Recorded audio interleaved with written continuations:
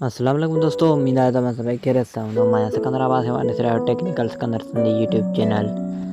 अगर तव्हां भी पंहिंजे स्क्रीन जी रिकॉर्डिंग करणु चाहियो था ऐं तव्हां उन लाइ को तमामु सुठो सॉफ्टवेयर ॻोल्हे रहिया आहियो त कहिड़ो तमामु सुठो स्क्रीन रिकॉर्डर आहे त तव्हांखे मां अॼु उहो ॿुधाईंदुसि त उहो कहिड़ो आहे। तव्हां मथां स्क्रीन ते ॾिसी रहिया हूंदो, मूं वटि हीअ एप्लीकेशन पई आहे। इहा तमामु ज़्यादा ज़बरदस्त आहे ऐं हिन जा फ़ाइदा कहिड़ा आहिनि मां तव्हांखे ॿुधाईंदो हलां। सभ खां जेको पहिरियों फ़ाइदो आहे त हिन में जेको लोगो न थो ॾेखारियो वञे, जीअं ॿियूं मुख़्तलिफ़ मां इस्तेमालु कयूं आहिनि। जीअं हिकिड़ीअ ते हेठां वाटर मार्क जंहिं कोठां DU रिकॉर्डर लिखियलु हूंदो आहे, जंहिं ते V रिकॉर्डर लिखियलु हूंदो आहे।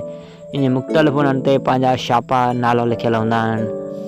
उन वांगुरु ही वाटर मार्क न ॾींदी। ॿियो फ़ाइदो इहो आहे त हिन में जेकियूं आहिनि सो एड्स नथियूं ॾेखारियूं वञनि ऐं ॿियो इहो बि एड्स बि वॾो फ़र्क़ु आहे, फ़ाइदो आहे। ऐं टियों फ़ाइदो इहो आहे त तव्हां हिन ते जेको ॿाहिरियों आवाज़ बि न झपींदी।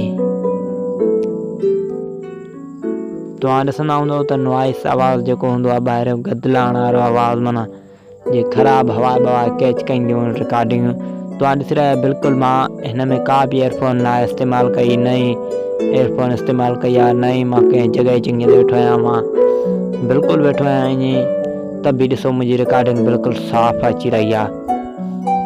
तव्हांखे हिन एप्लीकेशन जी लिंक मां डिस्क्रिप्शन में ॾेई छॾींदुसि, तव्हां हिन खे डाउनलोड करे। अगर वहाँ अञा ताईं मुंहिंजे चैनल खे सब्सक्राइब न कयो त सब्सक्राइब कयो, फिर घंटी जे निशान ते क्लिक करे ऑल जे निशान ते प्रेस करे छॾियो त जीअं ईंदड़ नया वीडियो वहाँ ताईं सभ खां पहिरीं पहुचंदा रहनि।